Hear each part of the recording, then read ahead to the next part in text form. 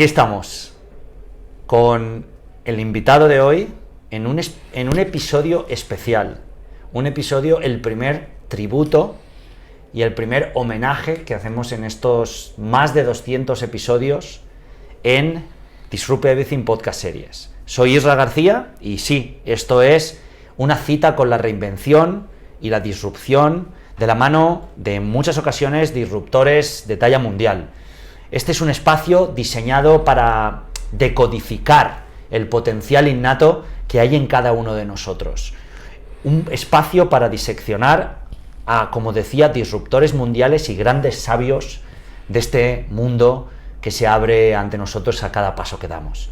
Hoy rendimos tributo a uno de los grandes maestros y sabios y, por supuesto, disruptores de nuestro país y de nuestros tiempos, que ya venía dando guerra y venía sacudiendo los cimientos del sistema, de la sociedad, mucho antes de que la palabra disrupción fuese acuñada y entrara en juego.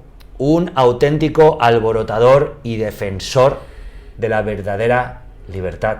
Y políticamente incorrecto, que tampoco existía la palabra y él ya lo era, ¿no? Y voy a empezar, para que sepáis a quién me refiero, con una de sus citas, y decía así: no se dan cuenta de que el ser humano es innovador y de que si tú le quitas la iniciativa, le quitas la fuente de riqueza. A mi juicio, el factor que realmente define el valor no es nada sólido o tangible, ni mucho menos inmuebles. El valor es la capacidad que tiene un ser humano de hacer más barato algo que se hacía más caro. Eso es el valor. Y adivina quién es, de quién es esta cita.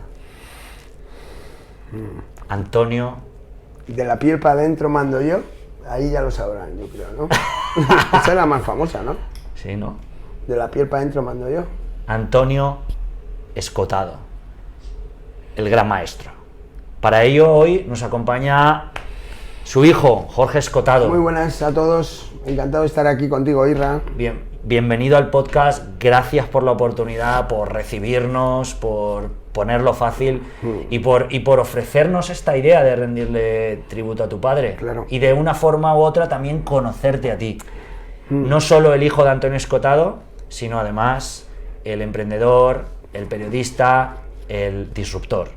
Pues sí, gracias. Vamos a ver qué tal será. Vamos a ver, esa es una de mis frases favoritas. Antonio, hoy Jorge nos va a ayudar a diseccionar y a deconstruir a un ser humano único e impactante, como lo ha sido Antonio.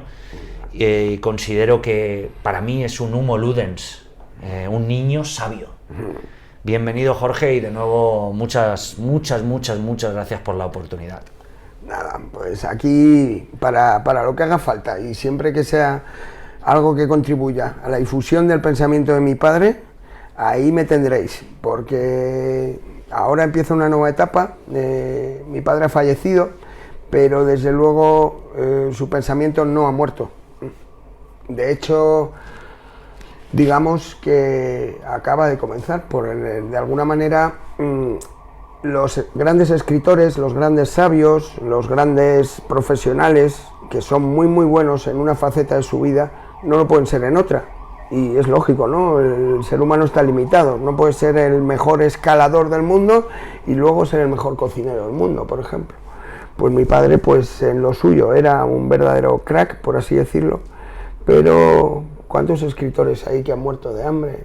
¿Cuántos compositores, ya sea de música, de letras, de esculturas, lo que quieras? El arte está muy reñido con la economía, generalmente. Entonces es muy importante quien hace la obra, pero también es muy importante quien la comercializa. De hecho, acuérdate que Nietzsche lo último que le dice a su hermana es: destrúyelo todo.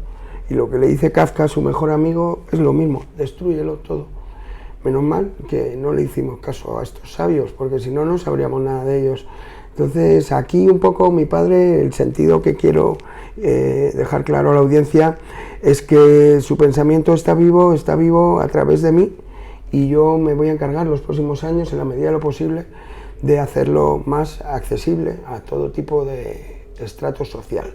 ¿Qué diría? Todavía no he empezado con la entrevista, pero ahora va la presentación, que creo que es merecida, pero ¿qué diría tu padre si te escuchara hablar así, con ese orgullo y esa honra de poder crear y expandir lo que él ha hecho? Lo está haciendo ahora mismo, nos está escuchando. ¿Qué crees que te diría? Lo noto. Pues él me dijo tantas veces, tantas cosas que se están cumpliendo. Mira, cuando me dijo, cuando fallezca, hijo, me convertiré en ti y tú te convertirás en mí. Entonces le dije, tendré que inspirar tu último hálito, ese último estertor. Y me dijo, bueno, llámalo como quieras, hijo, pero sí, me gustaría que estuvieras conmigo. Y así fue, o sea, falleció y yo le había estado dando la mano todo el tiempo, yo y mi familia. Y al final, a las 7 de la mañana o a las 6 de la mañana, nos turnábamos mi hermano pequeño y yo. Y le pude poner unas canciones, las canciones de su vida, las más importantes, porque tocamos la guitarra en la familia, él nos transmitió esa afición, y le pude poner en el pecho con el móvil, en la UBI, súper bajito, claro, en el box para no despertar al otro enfermo, ¿no? Y le puse esas 2 canciones, me bajé a fumar un cigarrito y ahí se fue. Y entonces, ¿qué hubiera pensado mi padre si mi padre diría, muy bien, hijo, ya... ¿Qué 2 canciones pusiste? Contaba con ello. Pues sabía que me lo ibas a preguntar. Una la va a conocer toda la audiencia, porque la voy a subir en breve a sus canales, cantada por él y tocada por él. Mi padre tocaba muy bien y cantaba muy bien, con esa voz barítono fuerte que él tenía. Es You Can Go Your Own Way, que además la letra le va al pelo, que puedes ir por tu propio camino, de Fleetwood Mac. Luego ha sido versionada por Cranberries, por mucha gente. You Can Go Your Own Way. Y luego la primera que me puso él como una canción excepcional y que muy poca gente conoce, Jackson Browne, es un cantante norteamericano, todavía está vivo. La canción se llama These Days, estos días. Esas 2 canciones le pude poner así en el pecho, aquí, mientras él estaba tumbado, pero vivo, y bajé a fumar, y ahí se fue. Yo creo que la acompañaron mientras en el tránsito. Sí. Aviso a todos los espectadores y oyentes que hoy me voy a extender a saco con la biografía y presentación del maestro, porque lo merece. Antonio Escotado es pensador, ensayista y profesor universitario español. Era. Sus obras, la mayoría centradas en el derecho, la filosofía y la sociología, han abordado una gran variedad de campos. Obtuvo notoriedad pública en sus investigaciones acerca de las drogas y son conocidas sus suposiciones antiprohibicionistas. El leitmotiv de su obra es una afirmación de la libertad como antídoto frente al miedo de las coacciones que empujan al ser humano hacia toda clase de servidumbre. Durante los años 60 se formó como jurista y filósofo en la corriente raciovitalista de Ortega y Gasset y de Zubiri, a través de los cuales accedió al conocimiento de Freud y sobre todo de Hegel, cuya filosofía de la religión analizó en la tesis doctoral La conciencia infeliz en 1972. La tenemos por aquí. La voy a sacar ahora mismo, justo. Esto es catalogado como 30 años. Esta obra, junto con Realidad y Sustancia, ¿Qué está aquí? En 1985, esta que tenemos aquí, fue una incursión en el campo de la lógica y la metafísica pura. Ponen los cimientos de una sólida base filosófica en la que se asienta el resto de su producción intelectual. De Physis a Polis en 1975. Este no te lo puedo dar. Se remontó además a los pensadores presocráticos, mientras que a la vez jugaba un papel protagonista en el surgimiento de la isla de Ibiza como contracultura de la España de final del franquismo y el despertar democrático, al fundar la mítica discoteca Teatro de los Sueños.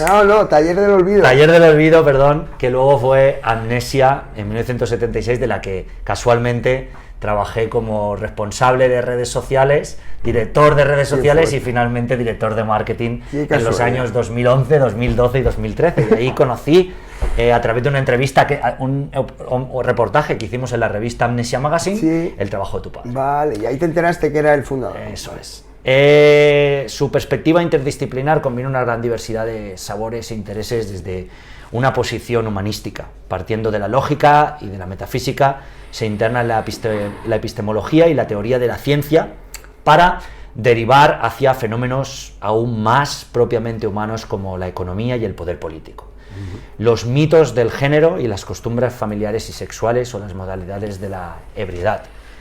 Políticamente, Antonio era un pensador singular en el panorama español y no siempre bien comprendido, ya que no se inscribe en él el tradicional eje izquierda-derecha, sino que se centra en la cuestión libertad-autoritarismo, rechazando el utopismo y el autoritarismo desde posiciones pragmáticas y racionalistas. Analista de la actualidad, que fue de los usos sociales, la cultura durante la transición a través de sus numerosos artículos y publicaciones en El País, en El Mundo, Diario 16, fue él quien desveló los crímenes perpetuados por los GAL en las tribunas de opinión y los ensayos sobre sociología del poder político como Majestades, Crímenes y Víctimas en 1987, que lo tenemos aquí, o El espíritu de la comedia, premio Anagrama de ensayo en 1992. Sí. Y todavía sigue esto. Seguimos. Como autor del libro La historia general de las drogas, 1989, Antonio alcanza una gran notoriedad pública por su defensa y de posiciones antiprohibicionistas a través de artículos y apariciones en debates televisados. Practicó el bioensayo, probando y clasificando. Aquí, eso es aquí, en Aprendiendo. Exacto. Y clasificando y describiendo los efectos físicos y subjetivos de más de 30 sustancias psicoactivas. 30, ponle un cero más. Más de 200 hablas. Wow. Sí, más de 200 sustancias psicoactivas distintas para la redacción del manual de uso, que tras diversas ediciones acabaría por titularse Aprendiendo de las drogas, que este será el libro que te voy a pedir. Como has dicho, sí. Dime un libro, pues va a ser este. Sí, yo sé que... Ha mantenido numerosos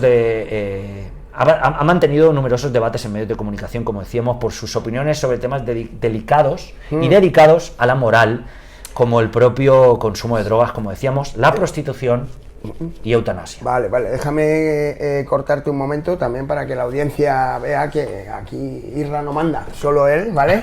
Y vamos a hacerlo un poquito más ameno, que está soltando aquí una biografía que está muy bien, pero yo tengo ganas de apostillar cosas. Venga. Lo último que has dicho de temas, mi padre se metía con temas complicados. Era el experto en esto, o sea, mi padre además él lo decía y lo reconocía, yo meto la mano en el avispero, hijo, en el tabú.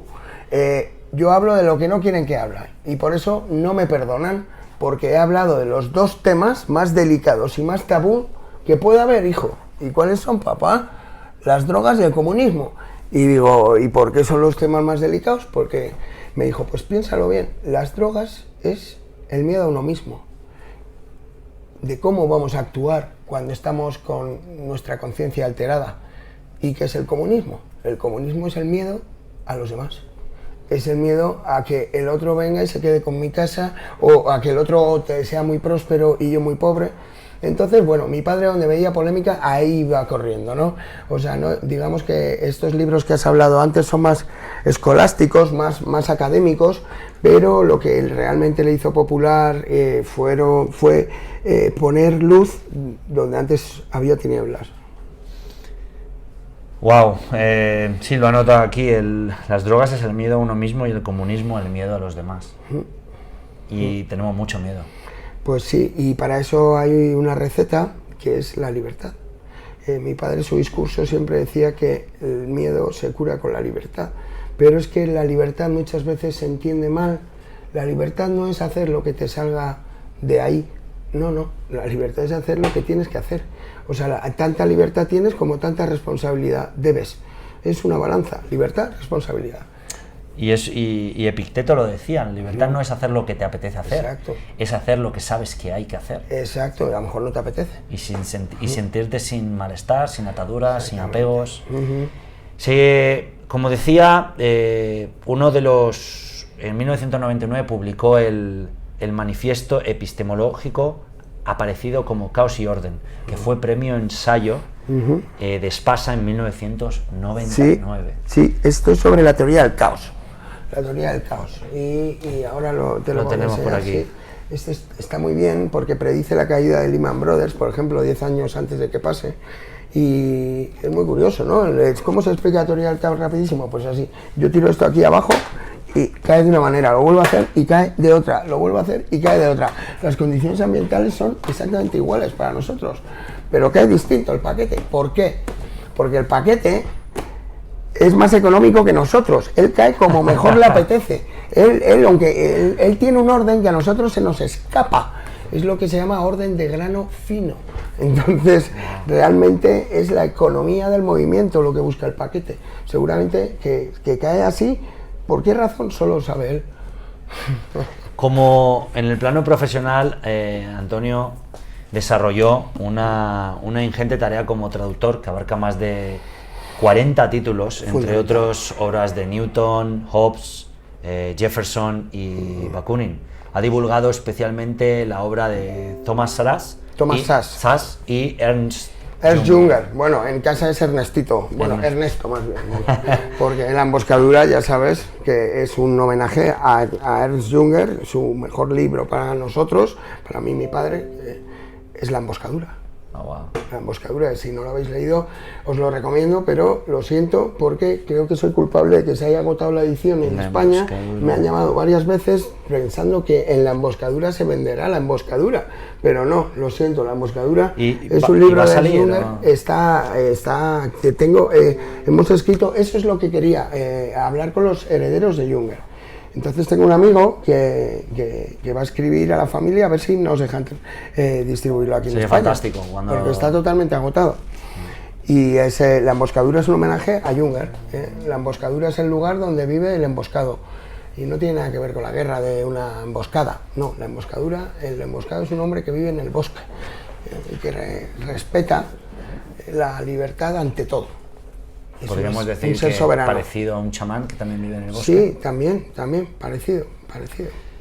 Seguimos y finalizamos con que Antonio ejerció hasta su jubilación en 2013, si no me equivoco, como profesor de Filosofía y Metodología de las Ciencias Sociales en la Facultad de Ciencias Políticas y Sociología de la UNED.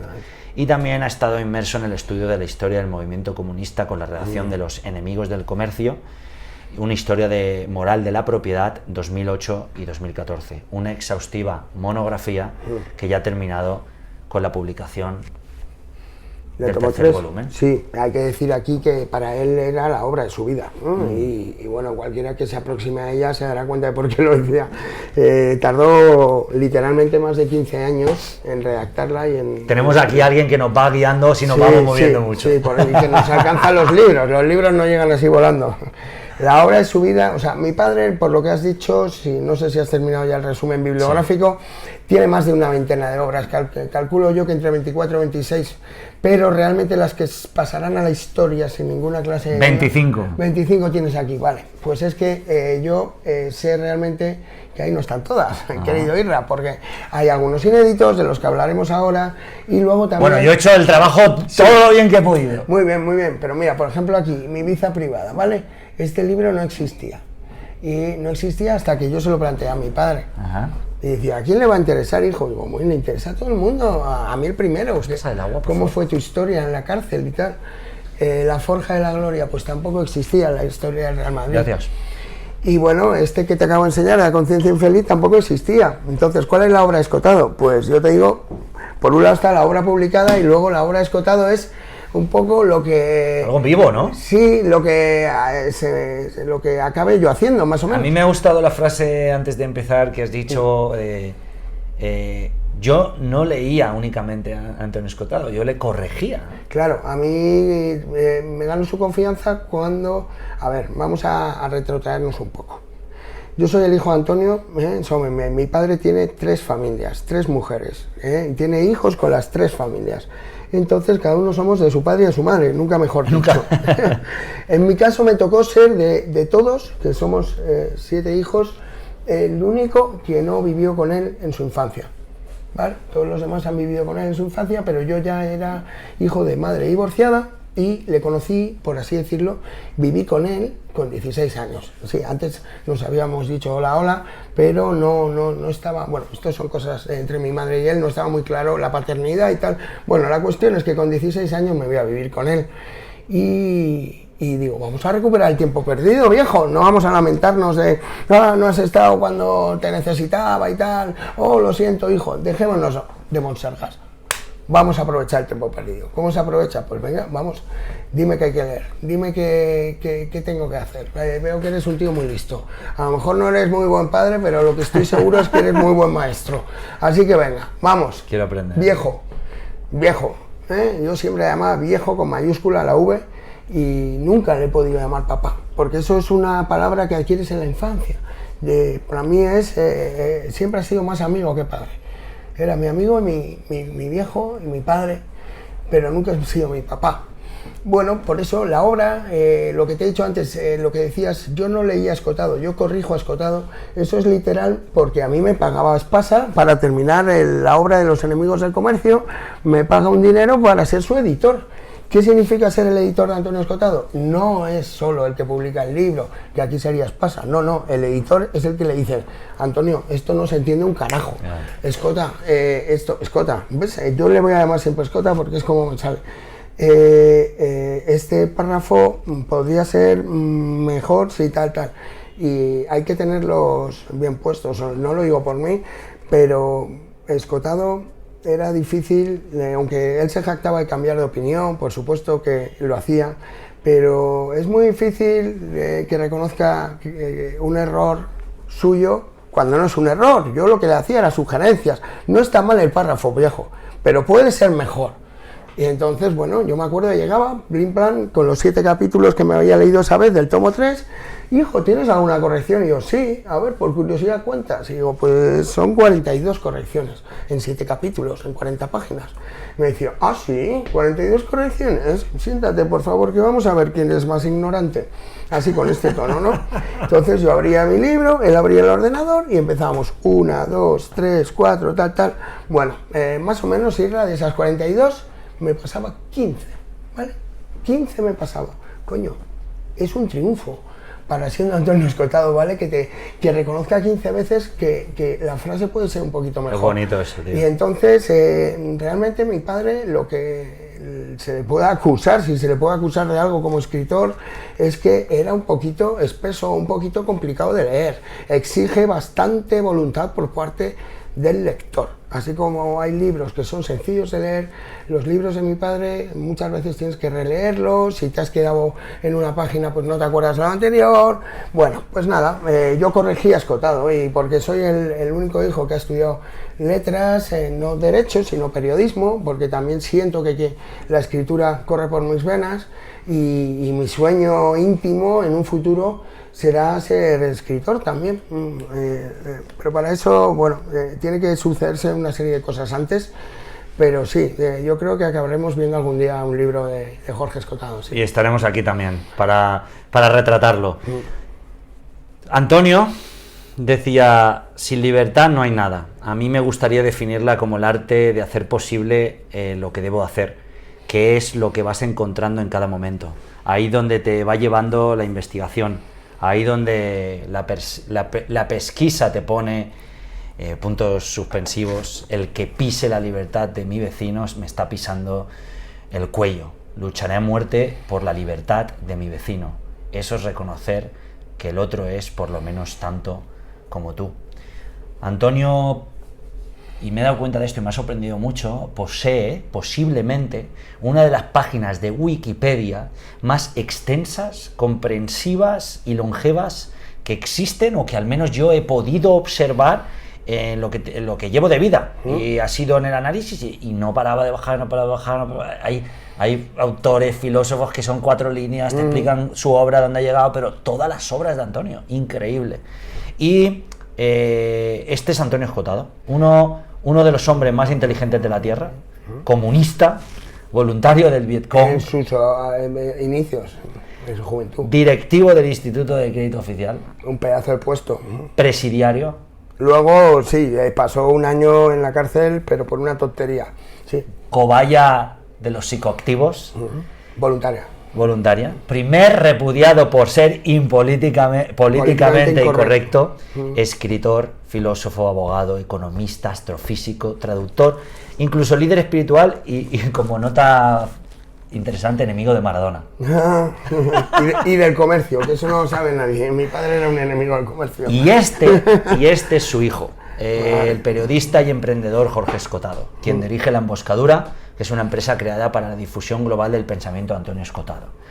La misión, como escuché o leí en un escrito, es difundir el pensamiento del viejo todo lo posible, unidos por el espíritu común a todo el lector de Antonio Escotado, ese que defiende la libertad prosaica, que vive siempre un minuto más que sus enemigos, ese yo que es un nosotros, que diría Hegel. Veremos hasta dónde podemos dotar a los demás de esas herramientas que han ido forjando el estudio paciente. La emboscadura sirve a cada emboscado que contribuye a esta iniciativa con la responsabilidad de fomentar un pensamiento que repele concesiones, ese que funda a la persona singular soberana, y que de momento ofrecemos colocar el primer ladrillo, el que ya habéis visto, no uno, muchos ladrillos en esta forma de libros, en este lugar. Jorge también dirige Memoralia, un proyecto en el que también me gustaría profundizar en esta entrevista, donde cuentan las vidas de personas anónimas y las convierten en historias. Eso a la última fase. Sí, y Jorge también ha escrito, entre otros, para el diario El Mundo. Sí.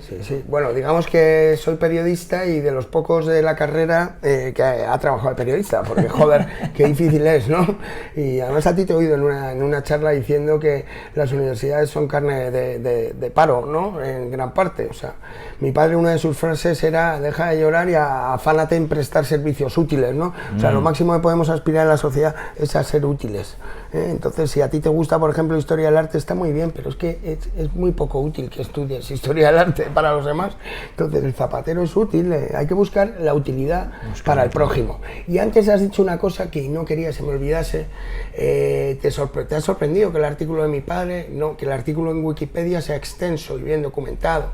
Bueno, de los mejores. Ya, pero es que si te puedo decir que te sorprenderá también saber que es el autor español más digitalizado, por ejemplo. No hay nadie que tenga tantos ebooks. También te sorprenderá saber que es el youtuber español con más edad. No hay nadie con su edad, escritor, que tenga 147.000 suscriptores hoy.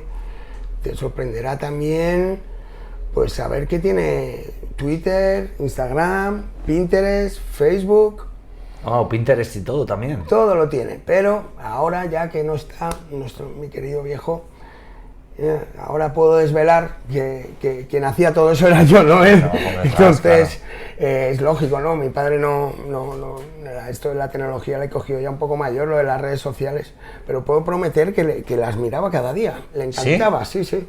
Y de vez en cuando, muy de vez en cuando, digamos, 1 de cada 50 tweets, pues me lo enviaba al correo personal, y además es curioso, lo titulaba siempre parida. Yo decía: ¿qué parida me has mandado hoy? ¿Qué parida?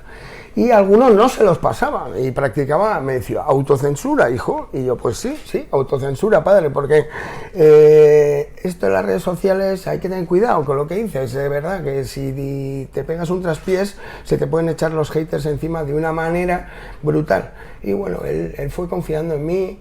Poco a poco volvamos a esos 16 años, ¿no? que vivo por primera vez con él, y ahí pues es para mí una persona desconocida, y de ahí hasta hoy, que tengo 44 años, pues he intentado exprimir ese limón al máximo, y hasta el punto de que al final yo, por ejemplo, que era el hijo de Antonio, pero también era su secretario, su community manager, su agente literario, su compañero de andanzas, su asesor fiscal, su compañero de leñas, bueno, se me olvidan varias cosas. Entonces, realmente me volqué hacia él porque es algo que no me cuesta trabajo. es algo que sale de dentro. Qué y bonito. realmente, sí, mi hermano Alex, por ejemplo, que es ingeniero informático, él ha hecho muchas campañas de redes sociales para clientes y sinceramente él me dice, es que lo tuyo, Jorge, yo nunca he visto algo así, porque es que es constante, o sea, yo puedo tener un día bueno o un mes bueno o varios meses, pero lo tuyo es que es constante y es que no he visto nada así.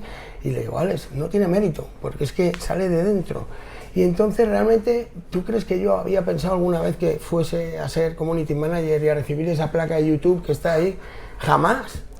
Jamás. Y al final he acabado siendo un experto en redes sociales. Esto es un poco lo que también dice el mensaje de mi padre, que estamos en constante movimiento, hay que cambiar de parecer y entonces adaptarse a la situación. Mi padre lo que necesitaba era un altavoz donde no pudieran tapar con sus sucias manos los poderes fácticos su mensaje, ¿no? Entonces las redes sociales supusieron para él una verdadera catapulta.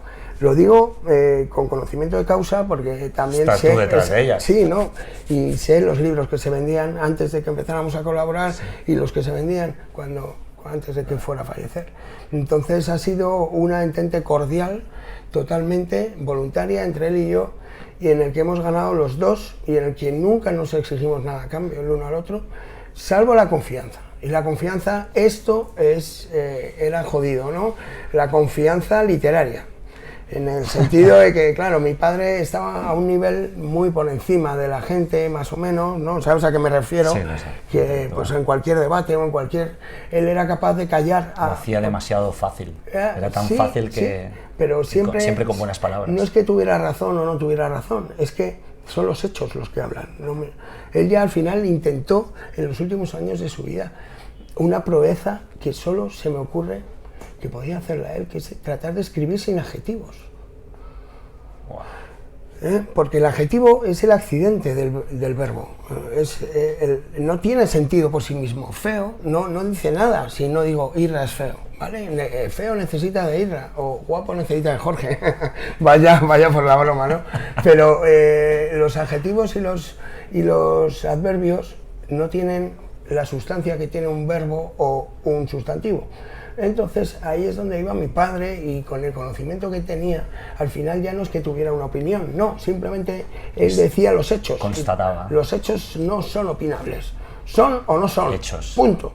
Y eso es lo más bonito, cuando ya para llevar la razón en una discusión, simplemente tienes que decir un hecho, no una opinión. Antes me daba miedo morirme. Cuanto más he ido aprendiendo a saber, menos miedo me da morirme.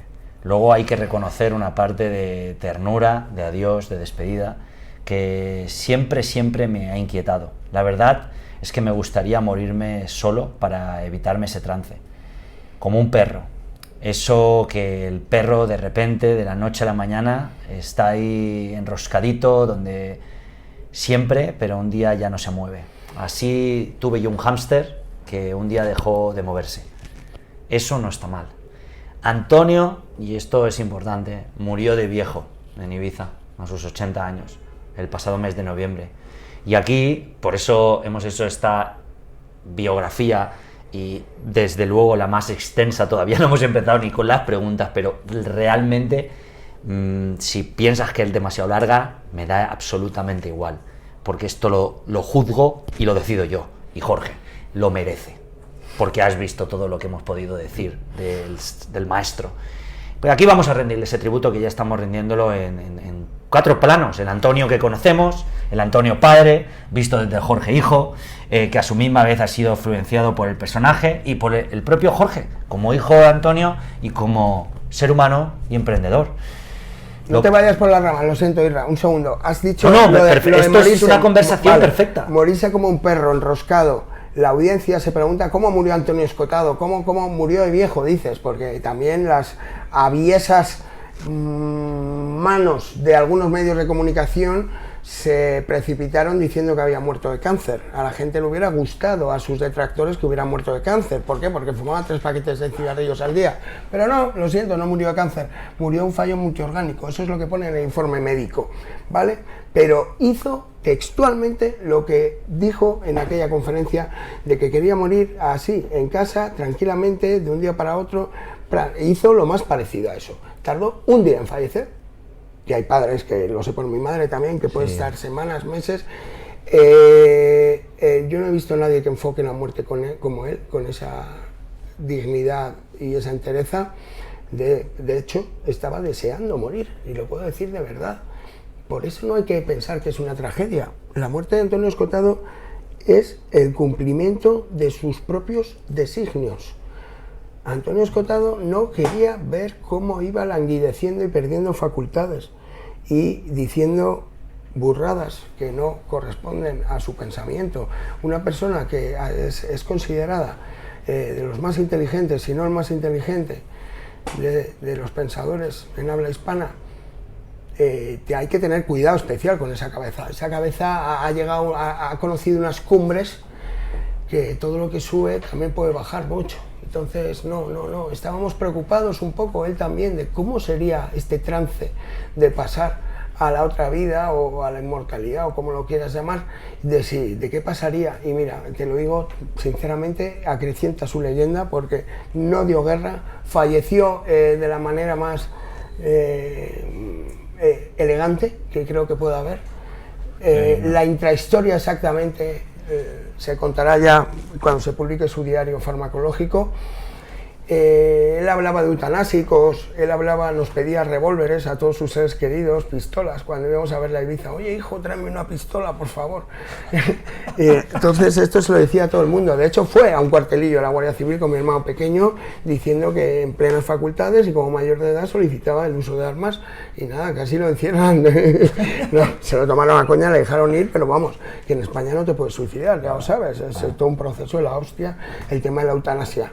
Entonces él no tomó el eutanásico, no se pegó el tiro, ya el detalle se contará más adelante, pero vamos, lo que quiero decir es que lo que él comentaba, que le gustaría, cómo le gustaría perecer, pues la realidad se ajustó al máximo.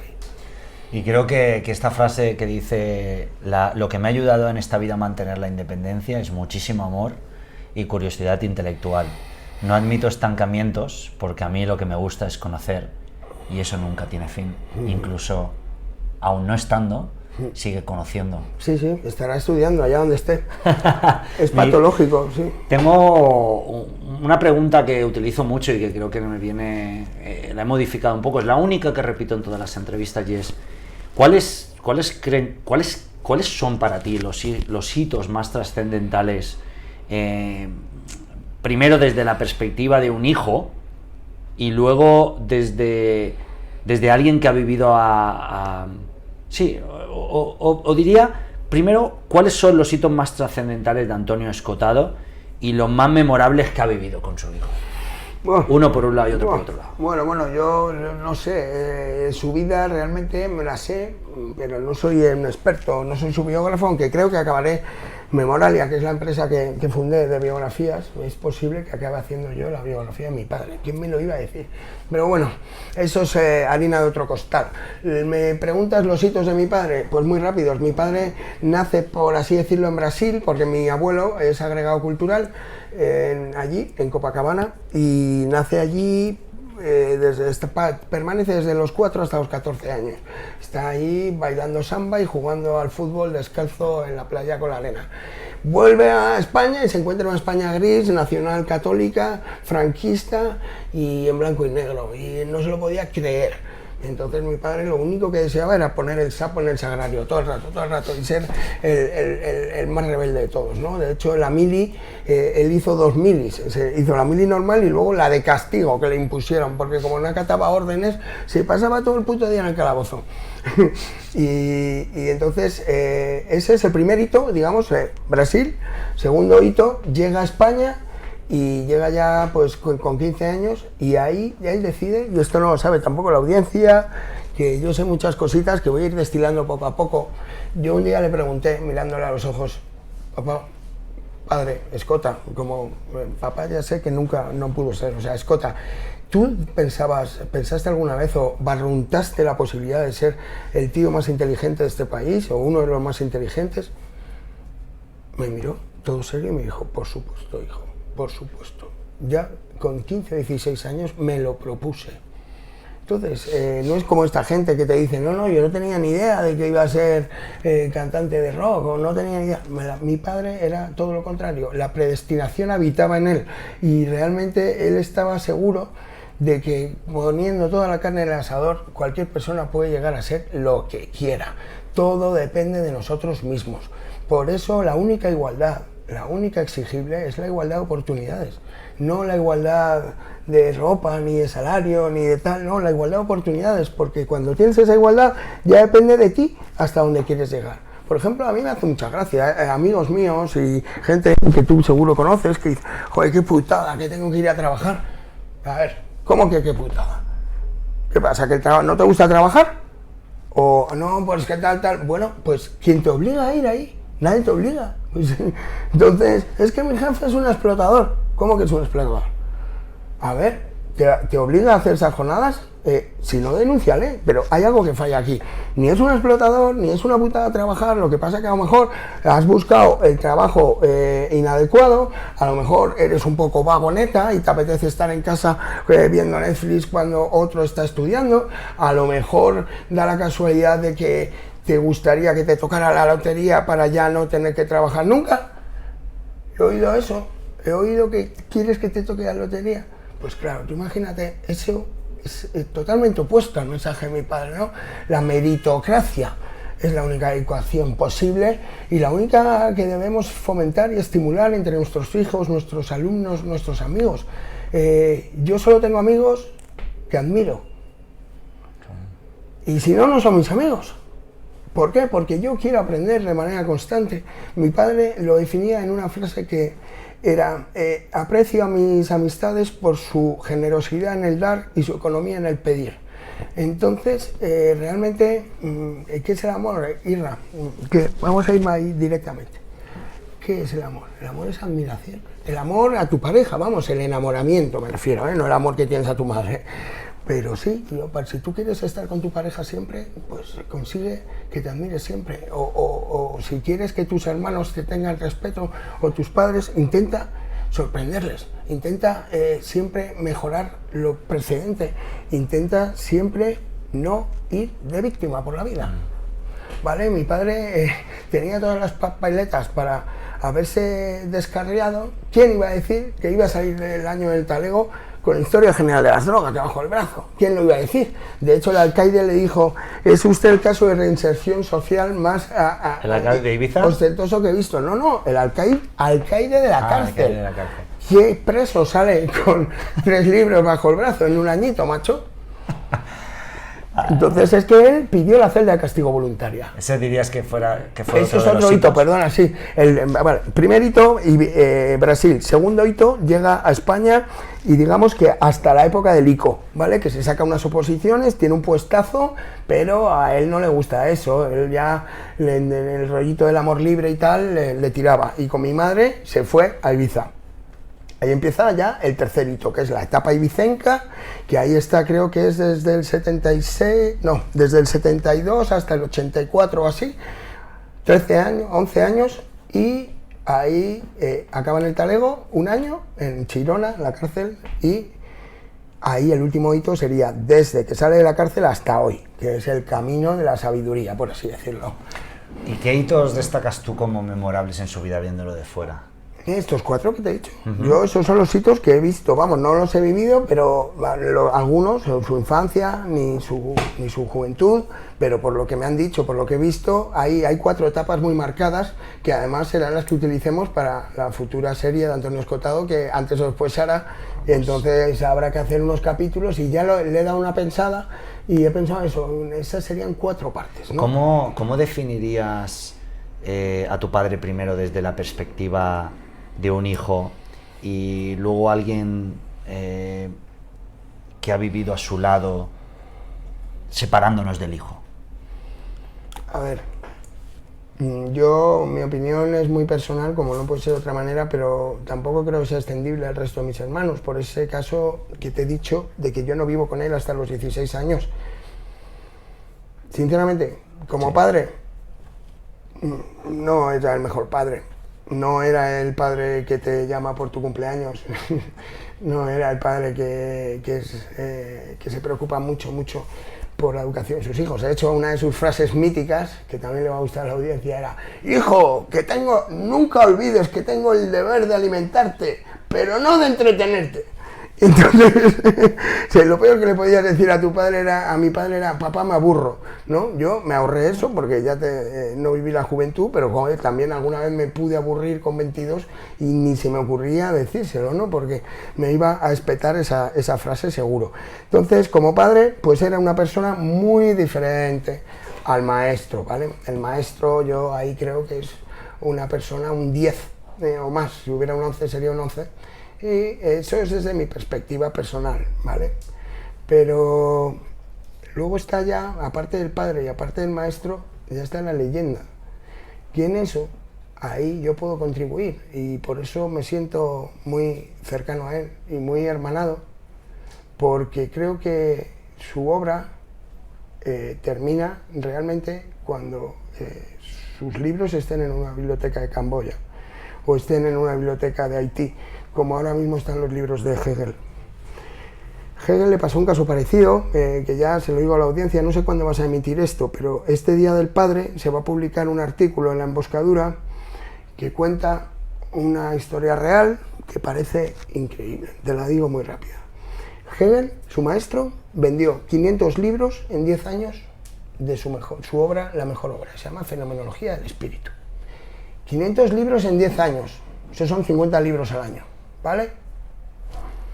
¿Por qué está hoy Hegel en una biblioteca de Camboya o en una biblioteca de Haití?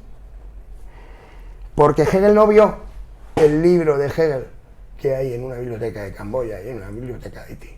Porque ese libro lo hizo su hijo, lo compuso su hijo.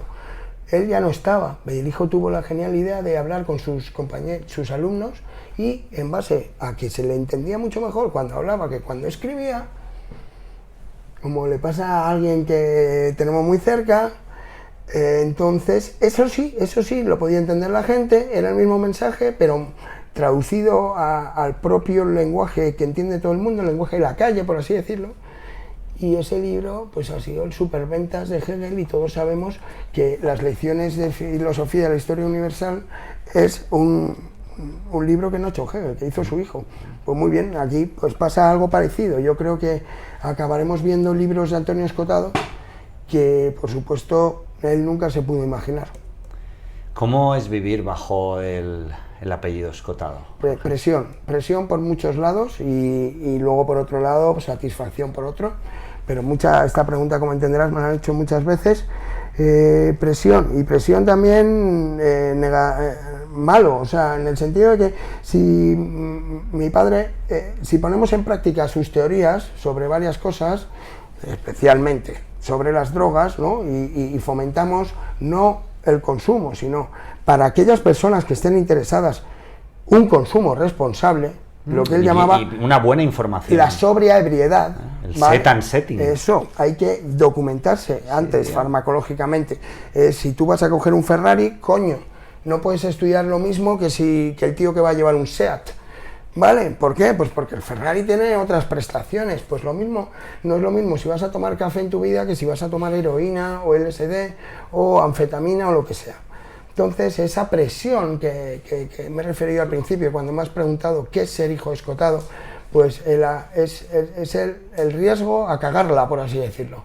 Mi padre defendía unas premisas, tanto en el tema farmacológico, como también en otros campos, cambiar de idea, o bueno, no sé, su obra está trufada de polémicas teorías que hay que llevarlas a cabo. ¿Y quién las lleva a cabo además de él? Cachán. Pues entonces, ¿era él un perno Ibris verde? ¿Era él un perno verde? ¿O realmente sus teorías son extrapolables a toda la gente de la humanidad? Pues bueno, ¿sabes? Me toca a mí demostrarlo, ¿sabes por qué? Pues porque sí, porque yo, entre comillas, se podría decir que soy un experimento suyo. ¿Cuál es el libro del...? Imagínate que la cagamos con las drogas. El hijo escotado, el proyecto hombre. ¿Cuánta gente quiere hacer esa noticia? Eso no mola, ¿verdad? Que si tú la cagas no sales en los periódicos, macho. Pero si la cago yo, ¿qué pasa? Es que no la cago yo, se nos caen los palos de sombrajo, porque también la obra de mi padre cae en descrédito absoluto. ¿Cómo que se puede tomar drogas de una manera responsable? ¿Cómo que las drogas pueden ser una vía de conocimiento si tu hijo está en un tratamiento de desintoxicación? Pero de momento aquí está. No, ¿qué cojones? No. A mí el otro día me preguntaban cuál es la mejor droga, un grupo de gente que me quería hacer unas preguntas, así, padres de familia y tal, y les miré muy fijamente a los ojos y dije, el amor propio. Ole tus huevos. Eso es lo único que nos salva de la tentación y de la adicción, el amor propio. ¿Cuál es el libro, cuál crees que es el libro del que, o cuál es el libro del que más orgulloso se sentía tu padre y por qué? Bueno, aquí también sé cosas que nunca ha dicho él, pero él realmente el que más orgulloso se sentía, aunque nadie se lo cree, es de este. Pero este es un libro que yo lo he empezado 3 veces y lo he tenido que dejar, es el único que no he podido leer, te lo confieso, Irra, y es que es de metafísica, es para profesores de filosofía o algo así. Estaba muy orgulloso de él porque es un libro muy difícil y que solo podía hacer él o Gustavo Bueno, que es el único filósofo que también ha hecho incursiones en la metafísica contemporáneamente. Este es el libro que se sentía más orgulloso, pero el que era la obra de su vida era Los enemigos del comercio, sin duda, a la que más tiempo le ha dedicado. Los enemigos del comercio, pues él sentía, me acuerdo, frase textual, hijo, tengo la sensación de deber cumplido. Wow. ¿Y cuál es el libro del cual tú te sientes más orgulloso? ¿Cuál me ha influido más? Sí, ¿Cuál me ha influido más?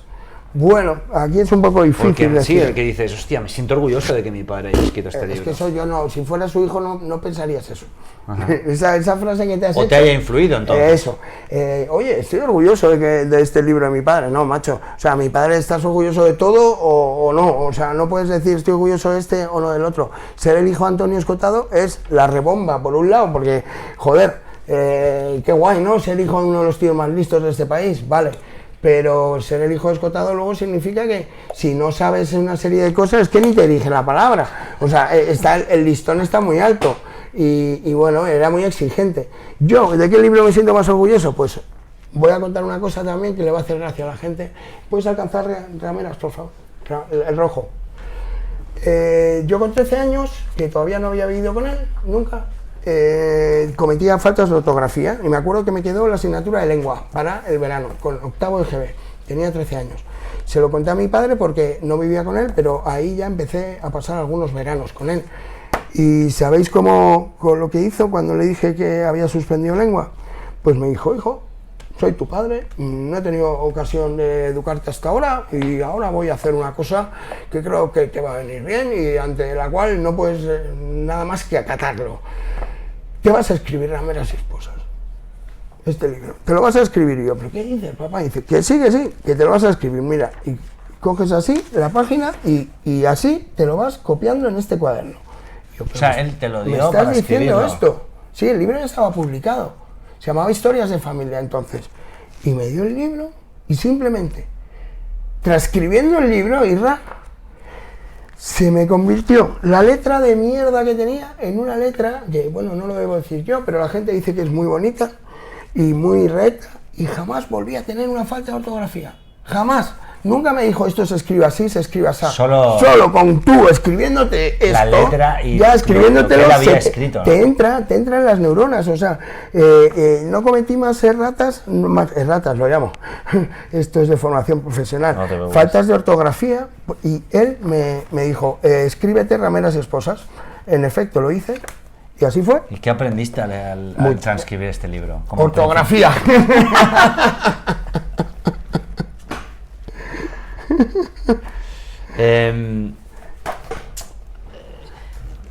Si vamos a los 20 años tuyos, ¿qué aprendiste? O sea, si tuvieras que decir algo que aprendiste de tu padre cuando tenías 20 años... Mil cosas. Fíjate, esto se lo digo también a todo el mundo. Mi padre un buen día entró en mi cuarto varias enseñanzas, vamos, es difícil glosarlas ahora, pero puedo soltar 2 o 3 así de golpe vale. Que le puede gustar a la gente y a ti. La mayor enseñanza así que me acuerdo, gorda, con 16 fue el imperativo categórico. Todo el mundo flipa, ¿no? El imperativo categórico, ¿qué coño es el imperativo categórico? Pues muy mal por no saberlo. El imperativo categórico son las 4 líneas de Immanuel Kant que le cambian la vida a cualquiera.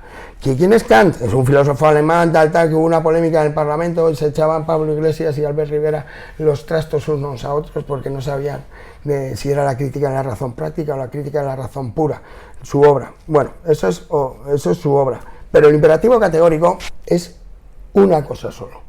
Y es, Kant se propuso definir en 1 o 2 frases el objetivo de todo ser humano en esta vida. Y es un imperativo, imperativo que significa algo que tienes que hacer, imperativo categórico, ¿vale? Pues válido y aplicable para todo ser humano. ¿Cuál es? Fíjate, esta enseñanza que me hizo mi padre con 16 años, ahora que tengo 44, te la voy a recitar, o sea, date cuenta hasta qué punto influyó, que nunca más se me olvidará. Y yo creo que ahora que te lo oiga yo, nunca más se te va a olvidar a ti. Y es posible que la transmitas también, y a quien se lo digas nunca se lo olvide. Vamos allá. Yo tenía una pequeña pizarra como esta que hay aquí, esta es más grande, pero una pequeñita en el cuarto, y me lo escribió a mano y puso, abre comillas, obra de tal forma que tus actos puedan ser elevados a norma de conducta universal. Punto y coma. Siempre y cuando utilices a la humanidad como un fin y nunca como un medio. Cierra comillas. Punto. Ahí está. Ahí está. Apáñate con eso. Ahí lo tienes. Ahí lo tienes. Cuidado con el micro. Obra de tal forma que tus actos puedan ser elevados a norma universal. Joder. ¿Qué quiere decir eso? Se entiende que tú tienes que ser un ejemplo para la humanidad. Tú tienes que ser un ejemplo. Decía Franklin que dar ejemplo no es una manera de influir en las personas, es la única. Es la única. Entonces, si tú quieres cambiar la mentalidad de alguien, demuéstraselo, no se lo digas, demuéstraselo. Mi padre, lo que le distinguía al resto de pensadores es que no era un pensador, de salón, no era un pensador de salón. Cuando hablaba de la libertad, la hablaba porque la había perdido. Cuando hablaba del sexo, lo hablaba porque lo había practicado. Cuando hablaba de las drogas, lo hablaba porque las habría probado, ¿no? Experimentador. ¿Cuánta gente pondera sobre esto y lo otro desde el salón de su casa, ¿no? Entonces, no, mi padre hacía lo que decía y decía lo que hacía. O sea, realmente no era un filósofo de palo, como hay muchos. ¿Y qué aprendí? ¿Algo que hayas aprendido en estos últimos 5 años? Bueno, déjame decirte otra vez, vuelvo vale. Un segundo, esta la retomamos. Después del imperativo categórico con 16 años que me escribió en la pizarrita del cuarto, otro día entró, y aquí va esto que voy a decir, tiene cierta polémica, entró con una caja grande de cartón y dije, ¿qué llevas ahí, viejo? Y me dijo, míralo tú mismo. Cogí descubrí la caja y ¿qué había? Los restos de su cosecha de marihuana. Y había tallos, había hojitas, mini cogollos esparcidos al loro, 16 años, yo. Y me dijo, hijo, con esto te quiero decir que si algún día tienes que escoger entre tomar alcohol o tomar esto que te traigo, escojas esto. Y digo, ¿verdad, padre, me estás aconsejando fumar marihuana antes que tomar alcohol? Y me dijo, por supuesto, haz caso a tu padre y no a los mensajes de la agencia antidroga. Es muchísimo peor el alcohol que el cannabis, sobre todo a tu edad, porque es que te destroza, me dio tales argumentos que cambié mis hábitos. O sea, la verdad que mi padre era muy suyo y no te iba a dar de su cosecha nada más que lo que le sobrase, y lo que le sobraba eran las hojas, claro. O sea, era una marihuana ultra poco potente, ¿no? Súper floja. Te va a dar un cogollo mi padre, sí. Con la leña, bueno, no podías utilizar ciertos troncos, ¿sabes? Sí, Bueno, ¿no? pues con joyos, imagínate. Entonces, esa lección me dio, con 16 años, me dijo, hijo, si puedes escoger, ahora que estás en crecimiento y formación, no deberías tomar ninguna, porque con 16 años no es una edad para tomar drogas, eso también me lo dijo, pero si lo vas a hacer, te recomiendo que mejor que tus amigos que están vomitando en la puerta del 7-Eleven de aquella época, tú te fumes un porro de estas hojitas de mi cosecha. Esa es la segunda lección, así, con 16, muy fuertes, imperativo categórico y cannabis. Y ahora volvemos, y me has dicho, ¿cuál es la lección que te ha influido más en estos últimos 5 años? No puedo enumerarlas, son muchísimas, pero fundamentalmente yo creo que a mí y a todo el mundo, su entereza para afrontar la muerte. Nunca he visto a alguien que hable con tanta frialdad del tema tabú por excelencia. O sea, realmente todo el mundo piensa que sí, que nos vamos a morir, pero nunca quieres realmente pensarlo de verdad, ¿no? De hecho, ¿tú qué piensas que hay después de la muerte, Irra? Ni zorra idea. Pues mi padre lo tenía muy seguro y yo creo que también. ¿Y es? Dormir sin soñar. Es decir, La seguir nada. el despertar, el No, vacío no, original. no. Sí, dormir sin soñar. ¿Qué es eso? Nada. Es El vacío original. el vacío, llámalo lo que sea, es un estado que no es. Estás dormido y además no sueñas. Eso es, que ni reencarnaciones, ni el cielo a la derecha, el infierno a la izquierda, por favor, si es que esto que siga en el siglo XXI es de risa, es de risa de niño pequeño, de verdad. Hay gente que todavía cree que hay cielo e infierno, de verdad, con internet, y creemos que hay cielo e infierno, y no me lo puedo creer. ¿Tú crees que...? Yo es que mi madre era muy piadosa, y de verdad, tío, que se creía algunas cosas como, yo sé, lo de la costilla, la mujer sale a la costilla de Adán, todo eso es como un cuento, pero lo increíble es que hay gente que se lo toma al pie de la letra. Cielo e infierno, pero ¿qué? A ver, La dualidad. pero que no, la dualidad es tierra y cielo. O La cielo y dualidad infierno. platónica. Bueno, todo lo que sea así es dual, pero creía que estábamos en el plano filosófico, la gran dualidad es eso. Y alma y cuerpo. Acuérdate, Platón dice que el alma es la prisión del cuerpo. Y luego Buda No, el cuerpo es la prisión del y alma. luego perdón. Buda dice que no, que el alma es un invento de los hombres para creerse importantes. Cada uno hace su interpretación. Pero, y Marx dice que la religión es el opio del pueblo. Y ahí tiene más razón que un santo.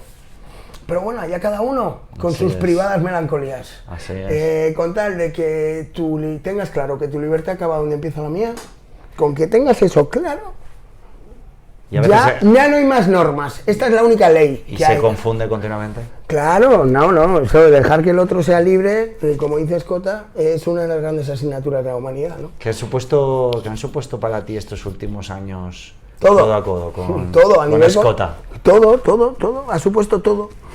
Ha supuesto para mí, pues, el cumplimiento de una fase que estaba escrita y que yo no me podía creer que fuera a ser así, pero ha sido así.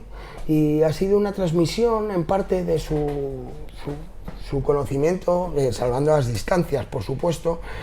Yo no soy un sabio ni un estudioso como él, ni muchísimo menos, pero sí que estos últimos 5 años estos 5 años a su lado, para mí, han supuesto una explicación de por qué estoy yo aquí. Porque creo que realmente cumple una misión, entre comillas, y salvando las distancias también. Mi nacimiento, que algún día se contará, también fue un nacimiento muy raro. Y bueno, yo de toda la vida me he preguntado, ¿qué hago aquí? ¿Qué hago aquí? ¿No? Un poco buscarse a sí mismo es lo que todo ser humano hace desde que nace. Bueno, pues es que yo ya me he encontrado, mira qué bien, mira qué guay. Ahora ya sé para qué he nacido, o al menos tengo esa sensación. Y es para hacer memoralia y para hacer la emboscadura. Para eso he nacido. Y cualquier otra cosa, pues será por añadidura o por serendipia. Entonces... ¿Hubo algún proyecto, obra o ensayo que le faltara al maestro por hacer antes de...? A ver, querido Irra, calculo que entre 5 y 10 libros faltan, ¿vale? No solo eso, no solo que falte 1 o 2, no, faltan muchos. A ver, la gente tiene que saber que mi padre ha dejado un inédito, del cual ya se ha hablado mucho, que es su diario personal, que también es su diario farmacológico. Brillante. Esto saldrá, esperemos, estas Navidades. Ha dejado otro libro, también inédito, sobre el LSD-25. Eso es lo que ha dejado.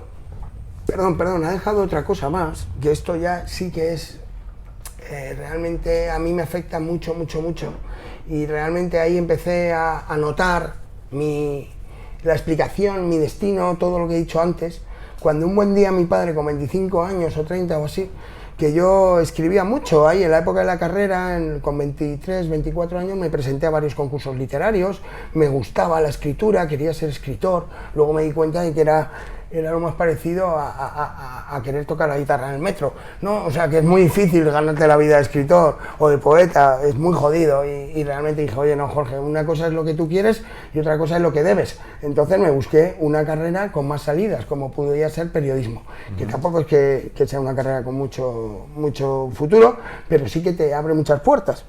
Entonces, cuando hice periodismo, o sea, perdona, se me ha ido el santo al cielo. No, hablábamos de que de los faltaba inéditos, un proyecto, eso. Y hay uno que me afecta a mí bastante. Me afecta personalmente, porque en esa época que yo escribía mucho y que hacía relatos y que me presenté a concursos y tal, ahí cogió a mi padre y me dijo, hijo, pues ¿sabes una cosa? Y digo, ¿qué cosa? Yo tengo una novela. Y digo, ¿qué me dices, padre? ¿Y cuándo la vas a publicar?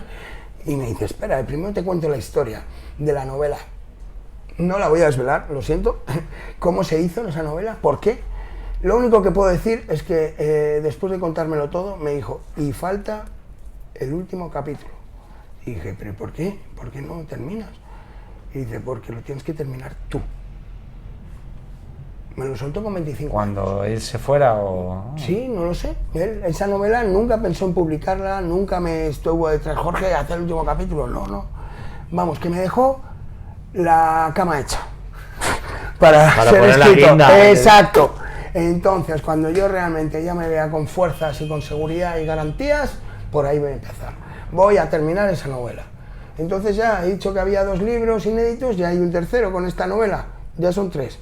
Y ahora todos los que mi padre nunca se imaginó que fueran a ser libros, que son todos los que se me ocurre a mí hacer ahora. ¿Podrías decirnos alguno que...? Pues sí, por ejemplo, voy a hacer resúmenes de los enemigos del comercio en 200 páginas. ¿Qué te parece? O una revista, el de las drogas, puedo hacer el diccionario de las drogas, de la A a la Z. O sea, son adaptaciones de su obra, son nuevos libros, pero todos parten de que son su obra. ¿Vale? O sea, yo nunca me voy a inventar algo y voy a poner a Antonio Escotado encima. No, lo que sí que voy a hacer es este libro, Antonio Escotado, compilado por Jorge. Y entonces yo ahí intentaré que sea lo más legible posible. Tú no puedes llegar a Alemania, donde no conocen a Antonio Escotado, y pedir que te traduzcan 1800 páginas de golpe. Primero vamos poco a poco. También en esto influye que yo soy periodista y también puedo ayudar a la hora de que se hagan campañas de información, porque mi padre, cuando entre en un país o en otro, pues hay que informar a la gente y estar ahí. Y claro, vamos, yo lo que estoy pensando, que a lo mejor me equivoco, Irra, estoy pensando en que mi padre va a ser traducido a muchas lenguas, pero a lo mejor me equivoco. Pero es que yo creo, vamos, no conozco, y no es porque sea el hijo de Escota, sino que no conozco a un pensador más descollante, por así decirlo, en los últimos años. Buen adjetivo. En estos países, en nuestro país, ¿no? En habla hispana. ¿Por qué si en España tiene 30 ediciones Historia General de las Drogas, no tiene ni una en inglés? Pues A, desidia de los editores. B, que mi padre no era un genio comercial, que lo hemos hablado muy al principio. Y C, que no tiene alguien de su confianza que hiciera ese trabajo. Y ahora aparezco yo. Ahora sí, ahora se puede hacer, pero claro, hay que dar la matraca, hay que ir, hay que luchar, hay que negociar, hay que informar, hay que verlo todo, ¿no? Hay mucho curro ahí. Hay mucha... Pero si Hegel está en Camboya, ¿verdad? No Mi padre acabará traducido al Japón. Eso es... Si Dios quiere, ¿eh? Si pudiéramos preguntarle ahora mismo a Escota, a tu padre, al viejo, ¿cuál sería la mayor lección de su vida? ¿Qué crees que nos diría?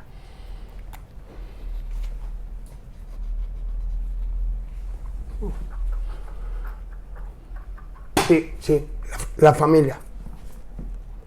Perdona, me llama mi hermano Alex. Esto puede ser gracioso, interviene Bueno, otro perfecto, escotado. Perfecto. Alejandro, estoy en en directo tiempo real. en una entrevista en tiempo real y se está grabando lo que vas a decir. ¿Cómo estás, hermano?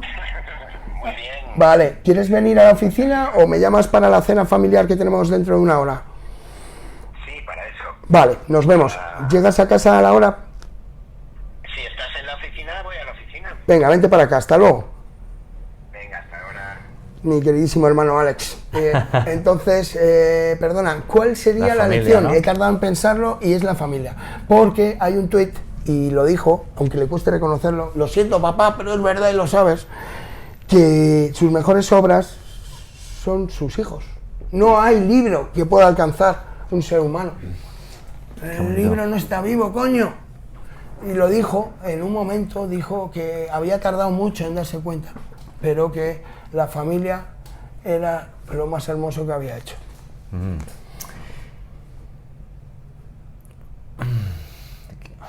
Te has quedado sin palabras. Sí, sí. Ay, ay, ay. Bueno, como te decía antes, yo he experimentado con LSD, he experimentado con psilocibina. De hecho, hemos lanzado la primera plataforma de divulgación científica sobre la psilocibina en español, sin ánimo de lucro, únicamente para informar de la mega desinformación que hay, sobre todo en habla hispana. ¿Podrías contarnos tu primera experiencia psicodélica con tu padre? Bueno, Irra. Vas a la línea de flotación. Se pone interesante. Vale. Bueno, ya está interesante desde el primer minuto. O sea que... Lo voy a desvelar, ¿vale? Lo voy a desvelar.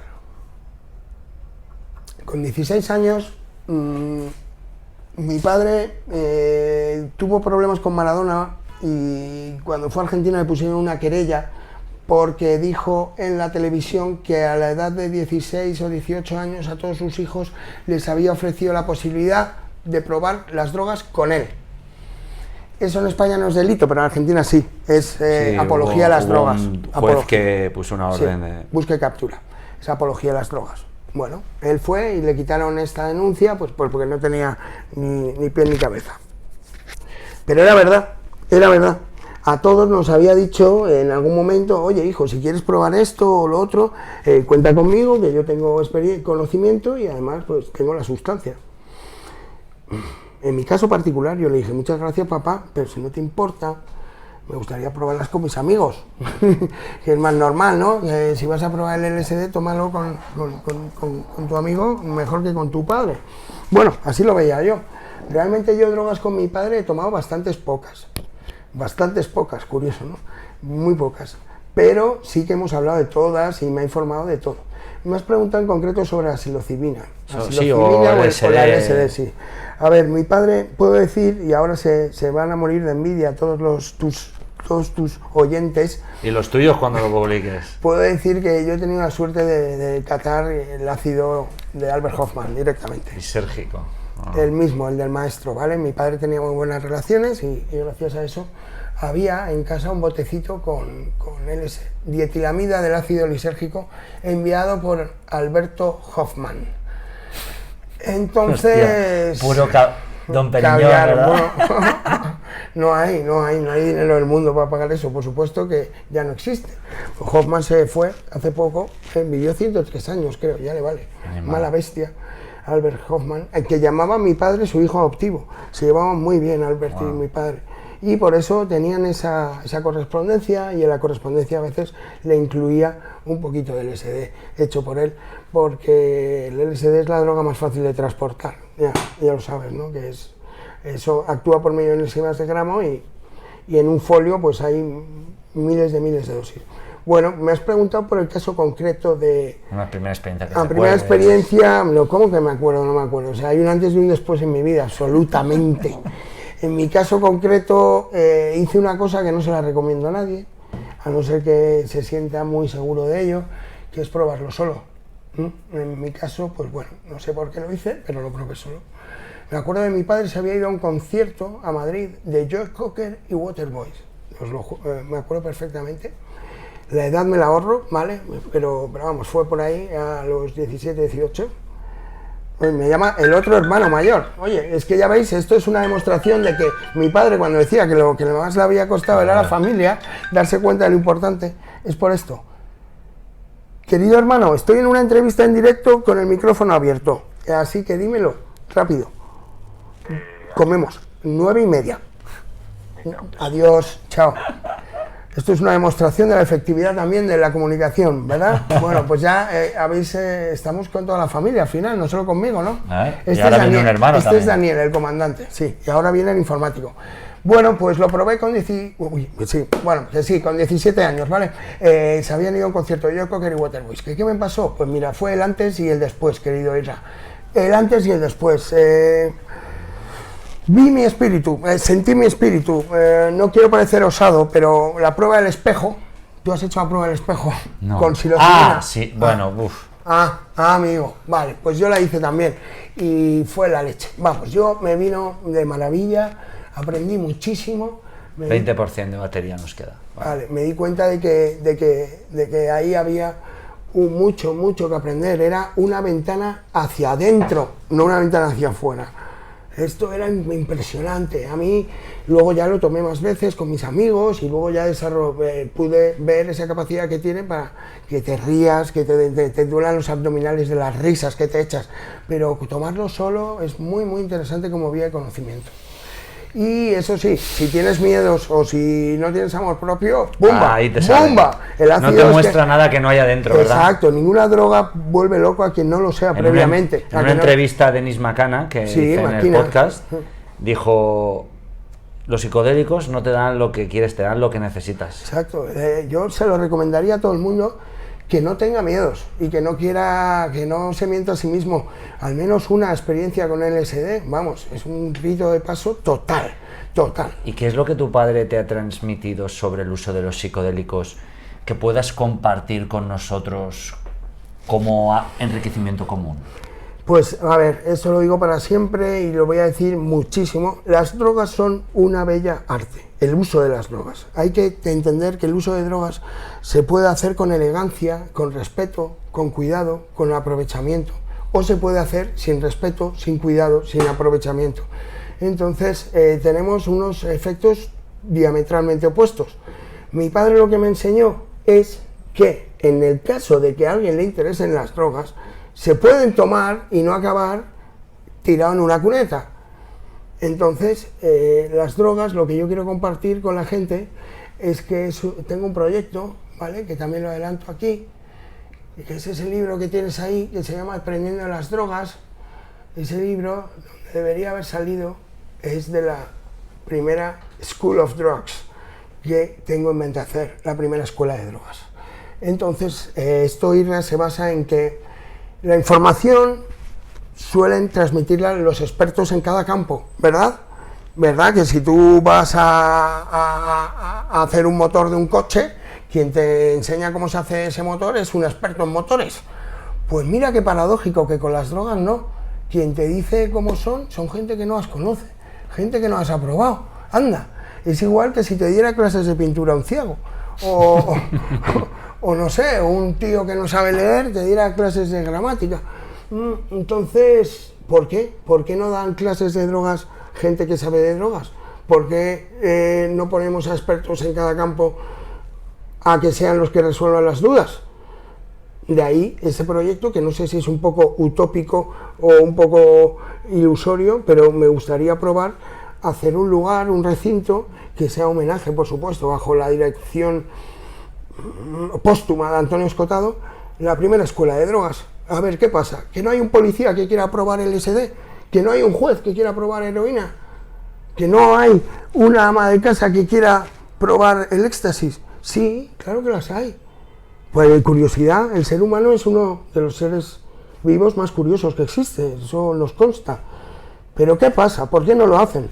Porque para tomar una droga en condiciones de seguridad y para que pueda ser considerado, como he dicho antes, una bella arte, y para que podamos hablar mínimamente de lo que es la sobria ebriedad, se tienen que cumplir 3 condiciones sine qua non, que son las siguientes: sustancia, ambiente y compañía. Esos 3 campos, estos 3 factores determinan buen o mal aprovechamiento de una droga. Si no tenemos la sustancia, mal vamos. Si no tenemos la compañía, peor. Y si no tenemos el ambiente, también vamos de culo. Si estas tres cosas se cumplen, si hemos elegido bien el ambiente, hemos elegido bien la sustancia y hemos elegido bien las tres cosas que he dicho, no me quiero repetir, sustancia, ambiente y compañía, podemos estar seguros de que va a ir bien la cosa. Lo que no permite las drogas es que les falte ese respeto. ¿Cuál es la historia más sorprendente que te ha contado tu padre? Bueno, la cuenta es, yo me parto de risa con los efectos de la ketamina. Le recomiendo a la gente que vea un vídeo o ponga en YouTube escotado ketamina y se va a echar unas cuantas risas.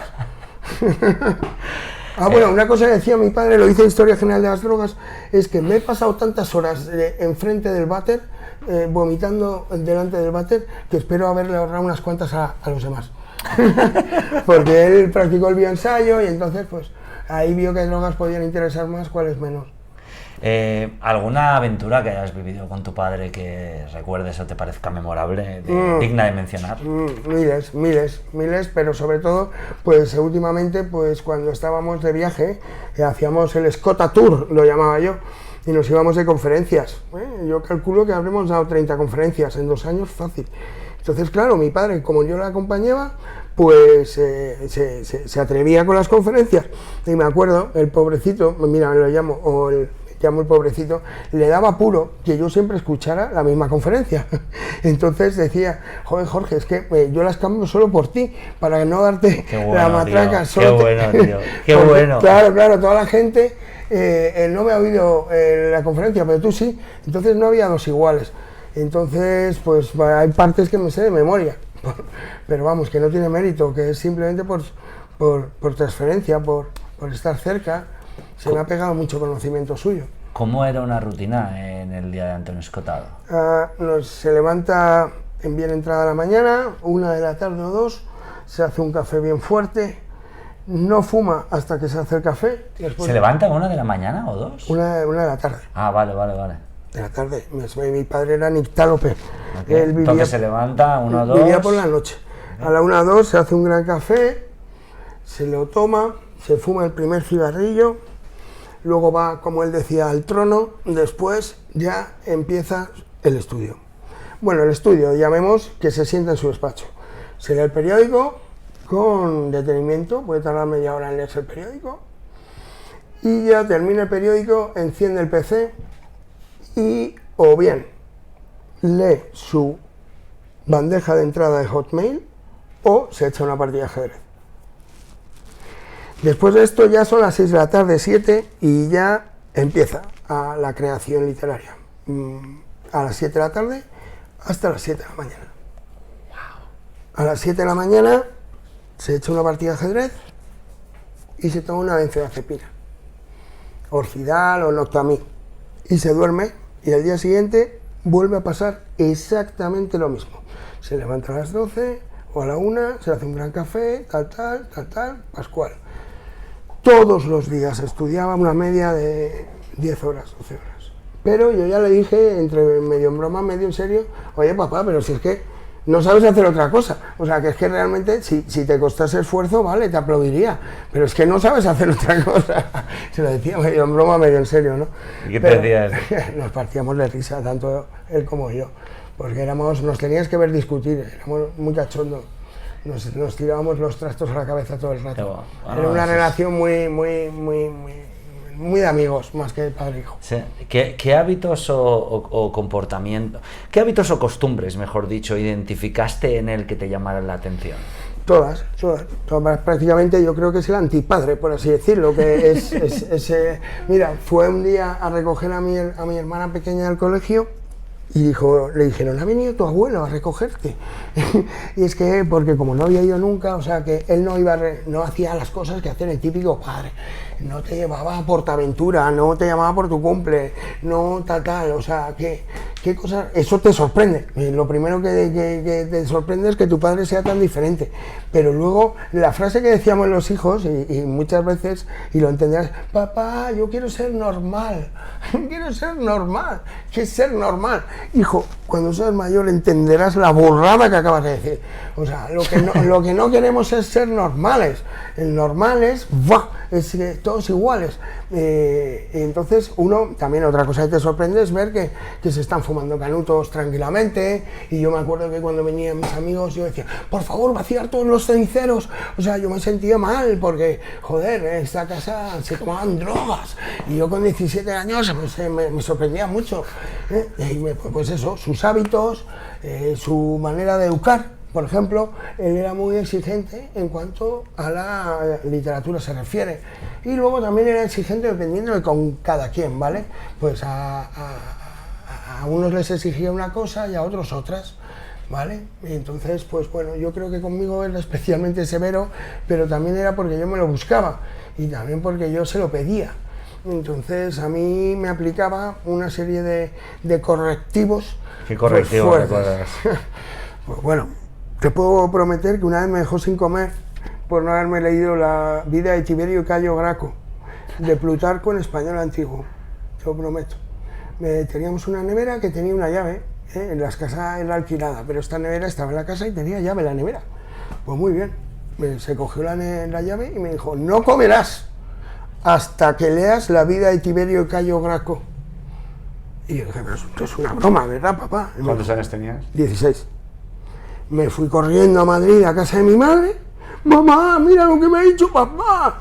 Me miró fijamente y me dijo, cena y vuelve a leer. Y es lo que hice. Me tuve que cenar y leerlo, tío. Me acuerdo que se me caían las lágrimas en el libro. Y al final me lo leí, Las vidas paralelas de Tiberio Cayo Graco. Y no, las vidas paralelas cuentan la vida paralela de mucha gente, ¿no? Pues, de los Césares y tal. Plutarco es súper importante y Tiberio Cayo Graco es una de las vidas que aparecen ahí. ¿Después cree que ahora le doy las gracias? Pues claro que le doy las gracias. Merecido, eso sorprende, ¿verdad? ¿Qué padre deja a su hijo sin comer porque no lee? Pues no sé. ¿Alguien que cree en su hijo? Alguien hay, no lo sé, puede ser. Son métodos un poco rudimentarios, ¿no? ¿Qué sientes que has heredado de tu padre?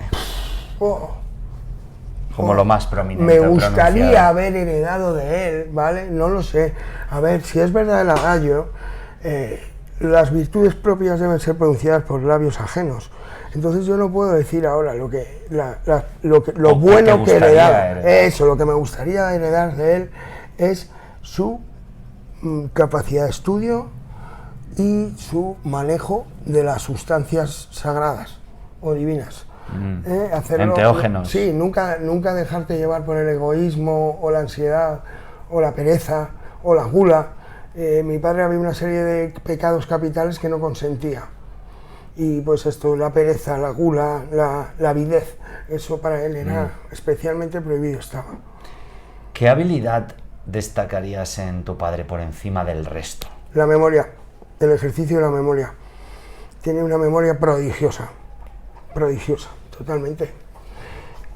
Y luego la constancia, ¿no? De practicarlo a diario. Sí, ¿no? Y también cortaba muy bien leña, que es algo que me ha transmitido a mí. Somos todos emboscados leñadores y calentamos nuestra casa con el sudor de nuestras manos. Tu padre era disruptor, es decir, alguien que generaba rupturas en el sistema tanto público, político, de creencias, a veces más bruscas, a veces menos. Para hacer eso, ¿qué crees que le movía a ser como era? La rebeldía y la mala leche. La mala leche que le entró cuando llegó de Brasil y pasó de ver a Brasil a mulatas en bikini y pasó a ver monjas dándole clase. Entonces, la mala leche y luego la predestinación que te he dicho, que él sabía que iba a ser alguien importante en el pensamiento español y lo consiguió totalmente. ¿Qué le movía? Pues eso le movía él siempre decía que lo hacía para impresionar a sus padres. Eso es la espinita que se le quedó clavado a mi padre, clavada, es que sus padres no pudieron ver la buena reputación que acabó teniendo. porque ya la tía Maruja, que era la hermana de mi padre, de mi abuelo, que yo no los conocí, la tía Maruja le dijo: Antonio, cuando le metieron en la cárcel, ¿pero qué has hecho con el apellido de la familia?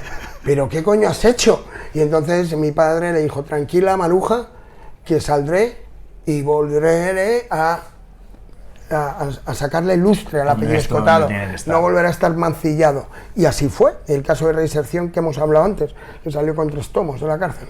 ¿Seguía tu padre algún proceso para reinventarse? Porque sin duda alguna era alguien que estaba en constante reinvención. Lo único que hacía era mirar a las cosas sin apasionamiento. Entonces, cuando tú miras las cosas desapasionadamente, exacto, sí, donde está el prejuicio, poner el juicio. Mi padre lo que conseguía realmente era ser original. O sea, sus pensamientos están al alcance de muy pocos. ¿Por qué eso? Porque él tenía una capacidad, siempre, habiéndolo estudiado todo, de abstraer algún giro epistemológico absolutamente genial y original. Abstraerse de lo que sabes, ¿no? De lo que... Primero lo tienes que saber y después de que lo sabes ya, dejar que la cosa se manifieste sola. Él siempre hablaba de los premios no buscados. Los premios no buscados. Eso es la serendipia. Acuérdate que es cuando estás buscando algo, no encuentras ese algo sino otra cosa. Pero esa otra cosa solo la podías encontrar si estabas buscando la otra. Cuando tiendes a un camino... Te encuentras... Sí, pero si no estás en el camino no te lo vas a encontrar. Así es. Por eso, entonces... ¿Cuál es el mejor consejo que has recibido de tu padre? Va a empezar a salir humo de la cabeza. Hostia. Bueno, es que son tantos, pero vamos. Voy a decir una frase que me marcó mucho y la tengo bastante reciente. Hace 2 años le dije: oye, padre, ¿es la fuerza de voluntad lo único que puede evitar que caigamos en nuestros vicios, que podamos ser presa de nuestras pasiones? ¿Es la fuerza de voluntad lo único que puede mantenernos a salvo de esto? Y me dijo: hijo, estás absolutamente confundido. La fuerza de voluntad es esclava del deseo, hijo. La fuerza de voluntad te va a llevar donde no quieres. Lo único que puede hacer que no hagas lo que te apetece, sino lo que tienes que hacer y lo que debes hacer, es la inteligencia. Refiriéndonos a la inteligencia innata. ¿Qué? No, la inteligencia innata no. La inteligencia innata, digamos que es un talento por el que no has trabajado, no has luchado, adquirido, ¿no? Es un gifted man, como un tío muy guapo, un tío con mucha memoria. Sí, mi padre tenía algo de innato, por supuesto, y Rafa Nadal también jugaba bien al tenis, sí, pero lo que ha sido luego Rafa Nadal obviamente no es por sus condiciones innatas, se le ve en la cara las horas que le ha echado, y a mi padre también, ¿no? O sea que puedes tener talento, pero ya llegar a donde han llegado esta gente es talento más trabajo constante diariamente, de trabajo brutal. ¿Cuál dirías que ha sido el mayor éxito de tu padre? Haberme tenido a mí. Es broma. No sé, el mayor éxito pues ser inmortal. ¿Y el mayor fracaso? No haber tenido hermanos. No dependía de él, pero le hubiera gustado seguro, porque era hijo único y tenía cosas de hijo único y no estaba muy acostumbrado a compartir. Y bueno, también yo sé que le hubiera gustado mucho tener hermanos. Parece mentira, hijo único, 7 hijos. ¿Qué nos contarías de tu padre, Antonio Escotado, que pocos o nadie saben? Pues que yo tampoco lo sabía, pero que él hizo amnesia y yo he hecho memoralia. Entonces, cosas que nadie sabe, pues que yo soy el hijo que menos tiempo ha vivido con él y casualmente el que más se parece a él. Cosas que nadie sabe y que yo sé, pues que, por ejemplo, él se sentía orgulloso de la época en que había sido traficante de drogas, porque pensaba que siempre tiene que haber alguien valiente que desafíe las leyes injustas, porque obedecer una ley injusta es hacerte cómplice de ella, decía él. Entonces a los traficantes los veía como héroes. Luego también cosas que no sepa. Qué diosarro, tío. Nosotros Era tenemos muy una bestia. palabra. Sí, diosarro, mola mucho. De hecho, hay un grupo como Estos de Cabronazi. Hay una página en Instagram que hablamos o sea, gente que hace cosas, ¿no? Y tenemos un término que es diosarro y tu padre es un diosarro. Era el puto amo, sí, puto amo. Hay muchas cosas, pero ya esto pertenece a la esfera íntima. Ya se irá destilando poco a poco, las cosas. Cuéntanos, ahora que has mencionado Memoralia. Bueno, Memoralia daría para otra entrevista entera, ¿vale? Que nos queda un 10% y llegamos, 10%, tío. vale. Ahora vamos a hablar de Memoralia. Hacemos un shutdown, olvidamos antes. Todavía queda cerrar la entrevista, vale. Pero quiero parar aquí para Memoralia. Sí, Memoralia necesita un momento de atención incompartida. A ver, he contado antes que estudié periodismo. He contado después que mi sueño en la vida era ser escritor. He contado después que he trabajado de periodista durante unos años y luego me hice emprendedor. Vale, pues ¿cómo me hice emprendedor? Pues fue porque tuve una idea y ahora voy a explicar las razones de esa idea y por qué se produjo en mí. Porque esta idea que yo tuve la ha tenido más gente, me consta, pero el único que la ha llevado a la práctica he sido yo. En aquel momento ahora hay más gente que me copia y orgulloso estoy. Pero lo voy a explicar. A ver, yo era obituarista. La gente dice, ¿no, obituarista? ¿Qué coño es eso? Pues el que hace obituarios. ¿Qué es un obituario? ¿Necrológica te suena más? Vale, pues sí, es eso, el artículo que se escribe cuando ha fallecido alguien importante. No confundir con la esquela, por favor. La esquela es lo de Santos Sacramentos con la cruz. El obituario es el artículo que hay arriba, que es un homenaje, rinde homenaje a esa persona que ha fallecido. Vale, pues yo hice un obituario, hice dos, en El Mundo, el diario El Mundo. No voy a contar que antes estuve en Diario 16, que pasé por la sección de salud y luego acabé en Opinión, que ya lo he contado. Hice obituarios, pumba, hasta que me hice 63 obituarios. En el 63 obituario dije, ¿pero por qué cojones solo aparecen premios Nobel aquí? ¿Pero qué pasa? ¿Que la vida de mi vecino no es más importante? ¿Y qué pasa? ¿Que solo es exclusivo para famosos? ¿Esto de que te recuerden después de muerto? Y entonces empecé a ver con cada vez más claridad que había que abrir el cuello de la botella y que no solo la vida de los premios Nobel merecía ser contada, sino que, como reza la tarjeta de la empresa que está aquí, ¿qué pone debajo de Memoralia, Irra? Memoralia, porque toda vida merece ser contada. Hasta la tuya, y la mía también, y la de tu abuelo, y la de mis tías segunda. Toda vida merece ser contada porque tiene algo que la hace absolutamente singular. Yo entrevisté a mis abuelos antes de morir en el podcast. Y realmente esa información es valiosa. Se dice que cuando muere un viejo arde una biblioteca. Pues yo creo eso también. O sea, la vida no es solo saberte de memoria toda la enciclopedia británica, ¿no? La vida es saberte de memoria cómo se vive, cómo se sobrevive, cómo encajar los golpes que tiene la vida, las tristezas, las alegrías. Entonces, joder, ahí se me estaba abriendo por delante Memoralia. Yo no me daba cuenta, pero sí me estaba dando cuenta de que era algo grande lo que tenía entre manos. ¿Y cuándo decidí dar el paso? Pues cuando presenté mi baja voluntaria en una agencia de comunicación con 30 años. Y dije, me voy a intentarlo, lo tengo que intentar. ¿Y qué vas a hacer? Y dije, pues voy a intentar hacer lo mismo que usted, que es trabajar para mí mismo. Eso le dije a mi jefe entonces. Y monté Memoralia. Memoralia es una empresa que se dedica a dejar un rastro en la vida. Un rastro que pueda ser consultado por las generaciones venideras. Hicimos una encuesta, y se la hago ahora mismo a todos los oyentes, por favor, ¿quién es capaz de recordar, siquiera recordar, el nombre de sus 8 bisabuelos? Nada, vale, sabréis 1, 2, 3 como mucho. Vale, ¿y de tus 4 abuelos? Bueno, ahí ya casi la mayoría, todos no sabemos nuestros 4 abuelos, ¿vale? ¿Y de tus padres? Sí, también, eso te lo sabes. Pero es que tus bisabuelos estaban vivos hace 75 años.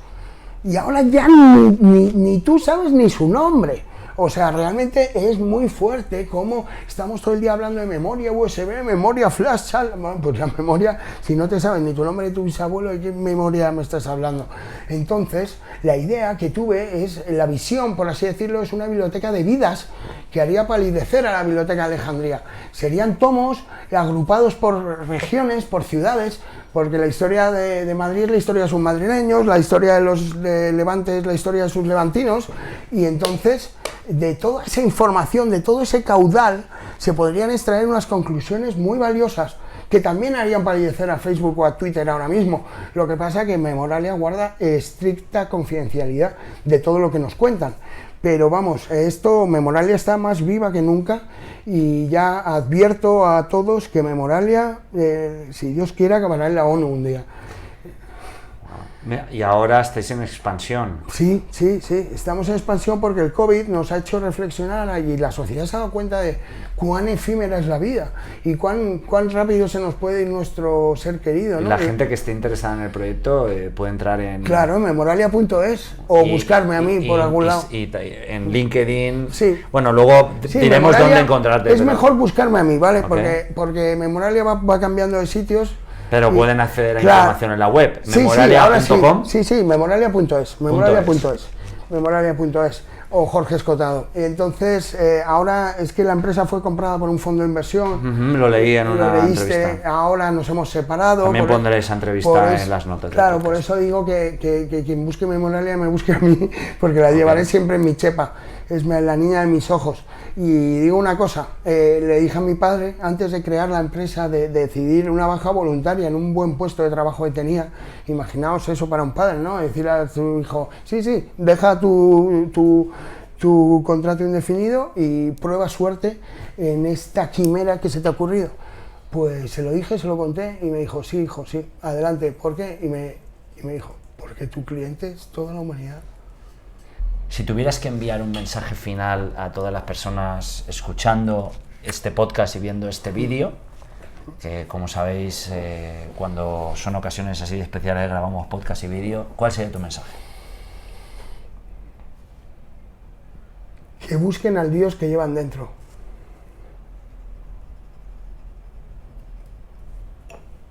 Nada más, todos somos divinos. ¿Algo más que desees añadir o que no hayamos o que hayamos dejado para ponerle la guinda final a tan memorable y necesaria existencia? Que me ayuden, que entre todos consigamos que Escotado sea reconocido como merece. Y bueno, parece que ya está sucediendo, pero que sepa todo el mundo que yo estoy aquí dispuesto a darlo todo, porque su mensaje se capilarice en la sociedad y llegue a todos los rincones del orbe, pero yo solo no puedo. Así que, queridos emboscados, espero que esta entrevista sirva para que salgáis de vuestras emboscaduras particulares y nos embosquemos todos juntos bajo la techumbre del pensamiento de Antonio Escotado. ¿Dónde podemos encontrar más sobre Antonio Escotado, por un lado? Laemboscadura.com y luego, pues ya lo digo, que mi nombre, Jorge Escotado, siempre se verá dónde estoy, dónde está el pensamiento de mi padre, porque en teoría he asumido que voy a continuar el legado, pues haciendo obras de los inéditos, haciendo nuevas ediciones que sean más manejables, traduciéndolo a otros idiomas, web, YouTube, redes sociales. Bueno, Twitter. De las redes sociales no hemos hablado, sí, pero eso ha sido un fenómeno. Mi padre tiene ahora mismo 1 millón de visitas. Añadiremos los links a todas las... Claro. Añadiremos los links a todas las webs. A los perfiles. ¿Y dónde te pueden encontrar a ti como Jorge? A mí en LinkedIn, por ejemplo, o en internet. Yo en todo lo tengo abierto siempre. Pone Jorge Escotado por todos lados. Así, mira. Sí. Aquí lo puedo leer. Presented to Antonio y Jorge Escotado. Los emboscados. ¡Vamos! Por superar los 100.000 suscriptores. Gracias, papá. Gracias. Y vamos a por ello. Y gracias, Irrat. Eres un emboscado tú también, emboscado. ¿Verdad? Confirmado, tío. Venga. Gracias por todo, tío. Nada, tío. Muchas gracias por la oportunidad y bueno, aquí habéis tenido a un one-to-one. Un one to two, porque Antonio también está aquí con nosotros. Sí. Esto es pura reinvención, pura disrupción, y esto es también una forma de darnos cuenta de que, como decía Jorge antes, que explicaba Antonio, de verdad está en ti, como decía, Dios y acababa está en ti. Brillantemente. Que también decía, ¿no? William Blake, ¿no? El hombre es Dios. Sí, ¿no? Sí. De William Blake me sé unas cuantas más, ¿eh? Actuemos como tal. Entra a la emboscadura, busca el trabajo de Memoralia, infórmate, si te resuena, trata de contribuir de alguna forma, quizá a través de los libros de Antonio, quizá a través de Memoralia, Comparte. de la forma que sea, apoya estos proyectos, porque de esta forma la obra, la vida, el pensamiento, la energía, la experiencia del maestro y del maestro, de Jorge también, que también está siguiendo el camino, que es muy bonito poder entrar con ese ímpetu, con esa decisión y con esa entrega y abandono a la vida de otra persona que ha producido antes esto. Es inspirador, es digno de mencionar, de ensalzar y de que todos nosotros nos quedemos con el mensaje de que hay algo más grande que nosotros, ¿no? Y es todo, ¿no? Y acabo con el mensaje que le dijo Antonio a Jorge, y es: tú vas a ser yo voy a ser tú. En este momento tú eres Jorge, soy yo, eres Antonio, y todos nosotros somos tú, pero actuamos demasiado desconectados de eso, así que es momento de que... Ese yo que es un nosotros. Sí, Ese yo que es un nosotros. Y todas las cosas. Es un yo que es todo el mundo y todas las cosas. Gracias por formar parte de esto. Gracias. Gracias por este rato. Una cosa más. ¡Ah! ¡Vamos! Esto va por vosotros. Espera, el micro. De verdad era el número 1, como podéis ver aquí. ¿Se ve? Un regalo personal de Florentino, aquí lo veis.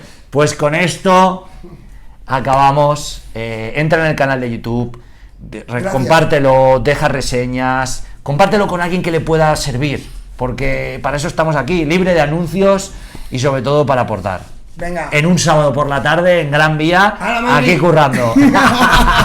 Venga, tío, Jorge. Gracias, Venga. tío. Gracias.